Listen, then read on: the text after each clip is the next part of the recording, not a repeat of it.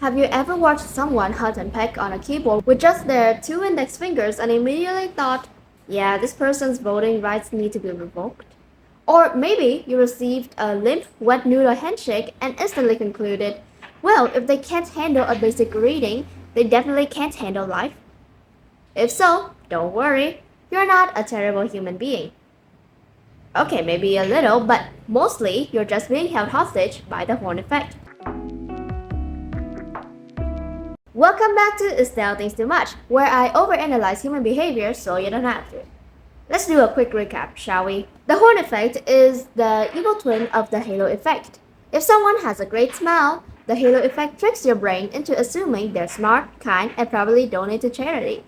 But if someone wears socks with sandals or uses irregardless in a sentence, the horn effect steps in and goes, throw the whole person away, they are beyond saving.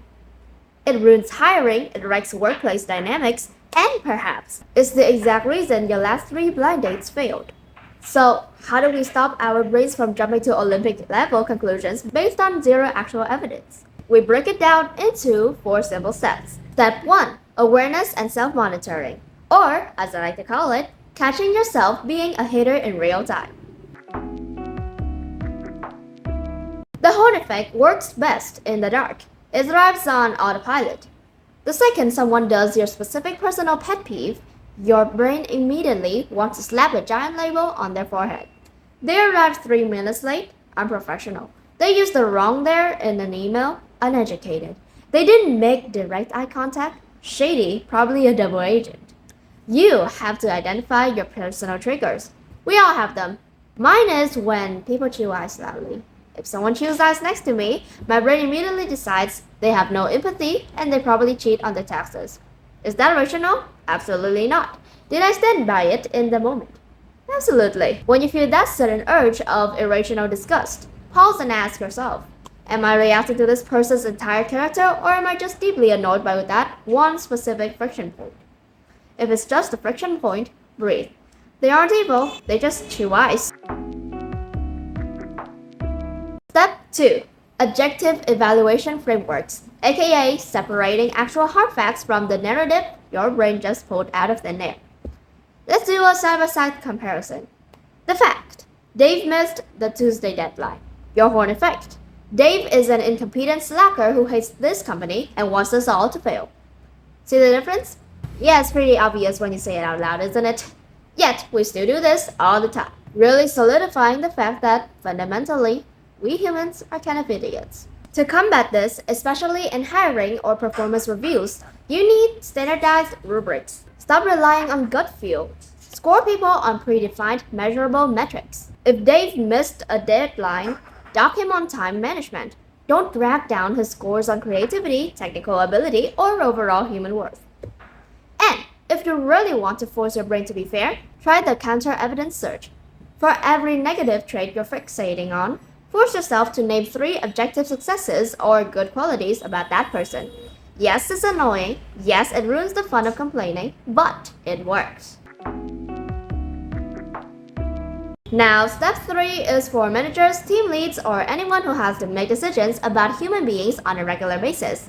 Structural safeguards. Because let's be real, willpower fails. You can try to be unbiased, but if you're tired, hungry, or burned out, your horn effect is going to run wild. So you have to build systems that prevent you from being biased in the first place. Anonymized blind reviews. If you're hiring or grading assignments, strip the names, photos, and personal details off the page. Structured questioning. Ask someone the exact same core questions in the exact same order under the exact same conditions.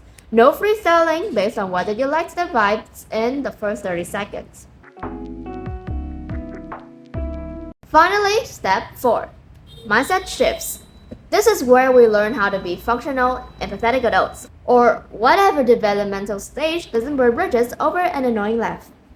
First, assume good intent and check the context. Give people the benefit of context. Psychologists call this overcoming the fundamental attribution error, which is a fancy way of saying when you make a mistake, it's because you had a bad day. But when someone else makes a mistake, it's because they're a fundamentally bad person. Step 2. Separate competence from charisma. Just because someone is introverted, awkward, or doesn't laugh at your hilarious joke doesn't mean they're bad at their job. Personality is not performance. And lastly, the 24-hour rule. Never deliver a scathing performance review, fire someone, cut off a business partnership, or send a nuclear breakup text on the same day a bad impression happens. Sleep on it. Let your prefrontal cortex take back the steering wheel from your angry emotional brain. Look, defeating the horn effect doesn't mean you have to like everyone or pretend people don't make mistakes. It just means being fair enough to judge people on who they actually are, not on a single weird moment that triggered your internal hater. So, what's your ultimate horn effect pet peeve? What's the one tiny thing a person can do that makes you instantly want to write them off forever? Let me know in the comments so I can read them and judge you for your judgment. Don't forget to like, subscribe, and share this video with that one teammate who needs it. You know exactly who I'm talking about. See you next time. Bye!